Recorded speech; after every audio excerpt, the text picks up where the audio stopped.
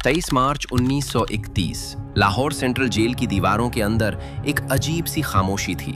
शाम धीरे धीरे रात में बदल रही थी, लेकिन उस जेल की हवा में बेचैनी साफ महसूस हो रही थी। ब्रिटिश अधिकारियों को डर था कि अगर जनता को सही समय का पता चल गया तो जेल के बाहर हजारों लोग इकट्ठा हो सकते हैं। इसी डर की वजह से उन्होंने एक फैसला लिया, सजाए मौत तय समय से पहले ही दी जाएगी। उस शाम जेल की एक छोटी सी कोठरी में बैठे थे 3 नौजवान, भगत सिंह, सुखदेव थापर और शिवराम राजगुरु। लेकिन हैरानी की बात यह थी कि जहां जेल के पहरेदारों के चेहरे पर तनाव था, वहीं भगत सिंह बिल्कुल शांत थे। उनके हाथ में एक किताब थी, एक क्रांतिकारी नेता की जीवनी। वो पन्ने पलट रहे थे, जैसे उन्हें पता ही न हो कि कुछ ही घंटों बाद उनकी जिंदगी का आखिरी अध्याय लिखा जाने वाला है। एक पहरेदार धीरे से उनके पास आया और बोला, तैयार हो जाओ। भगत सिंह ने बिना घबराए मुस्कुराकर जवाब दिया, रुको, पहले एक क्रांतिकारी दूसरे क्रांतिकारी से मिल तो ले। उन्होंने किताब का आखिरी पन्ना पूरा किया, फिर उसे बंद किया और खड़े हो गए। कोठरी के बाहर जब तीनों क्रांतिकारी मिले तो किसी के चेहरे पर डर नहीं था, बल्कि उन्होंने एक दूसरे को गले लगाया।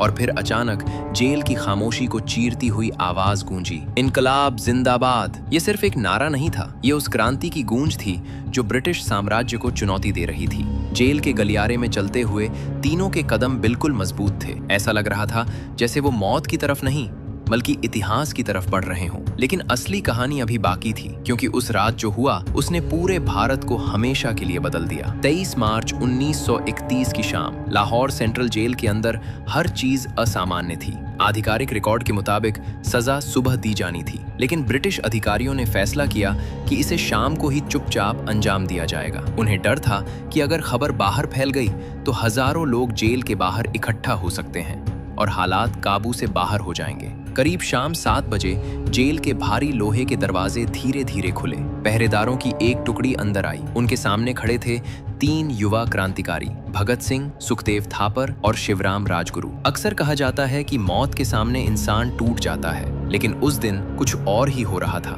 तीनों के चेहरों पर अजीब सा आत्मविश्वास था, जैसे उन्हें पता था कि उनका अंत नहीं बल्कि एक नई शुरुआत होने वाली है। जब उन्हें आगे ले जाया जा रहा था तो जेल के गलियारों में उनकी आवाज गूंज रही थी, इनकलाब जिंदाबाद, साम्राज्यवाद मुर्दाबाद। बाद में कुछ पहरेदारों ने कहा कि उस पल उनके रोंगटे खड़े हो गए थे, क्योंकि जिन लोगों को मौत की सजा दी जा रही थी वो डर नहीं रहे थे बल्कि गर्व से अपने विचारों को बुलंद कर रहे थे। कुछ ही देर बाद तीनों क्रांतिकारियों को उनकी सजा के लिए तैयार किया गया और उसी क्षण 23 साल का एक नौजवान भगत सिंह सिर्फ एक इंसान नहीं रहा, वो एक विचार बन गया। लेकिन ब्रिटिश सरकार की असली घबराहट अभी खत्म नहीं हुई थी, क्योंकि उन्हें पता था कि अगर जनता को पता चल गया कि क्या हुआ है तो पूरा देश सड़कों पर उतर सकता है। इसलिए उन्होंने एक और गुप्त फैसला लिया, ऐसा फैसला जिसने इस कहानी को और भी रहस्यमय बना दिया। सजा के बाद भी ब्रिटिश अधिकारियों का डर खत्म नहीं हुआ था। उन्हें अच्छी तरह पता था कि अगर सुबह होते ही खबर पूरे पंजाब और फिर पूरे भारत में फैल गई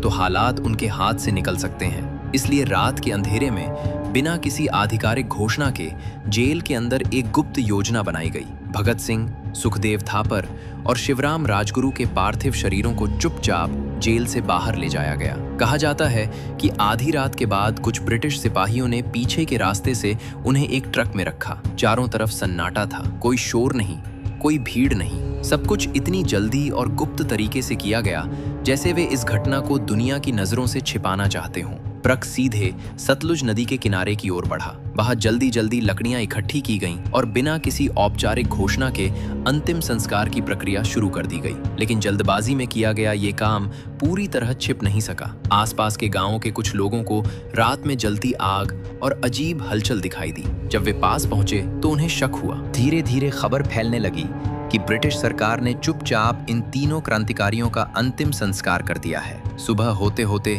सैकड़ों लोग वहां पहुंच गए। लोगों ने राख और अधजली लकड़ियों को इकट्ठा किया और उस जगह को एक पवित्र स्मृति स्थल की तरह मानने लगे। ब्रिटिश सरकार सोच रही थी कि इस तरह सब कुछ चुपचाप खत्म हो जाएगा, लेकिन हुआ बिल्कुल उल्टा। भगत सिंह अब सिर्फ एक इंसान का नाम नहीं रहा था, वो एक विचार बन चुका था, एक प्रतीक जिसने लाखों युवाओं के दिल में आजादी की आग जला दी। उस दिन ब्रिटिश सरकार ने 3 नौजवानों को फांसी दी थी, लेकिन उसी दिन भारत को एक ऐसा नाम मिल गया जो पीढ़ियों तक गूंजता रहेगा, भगत सिंह।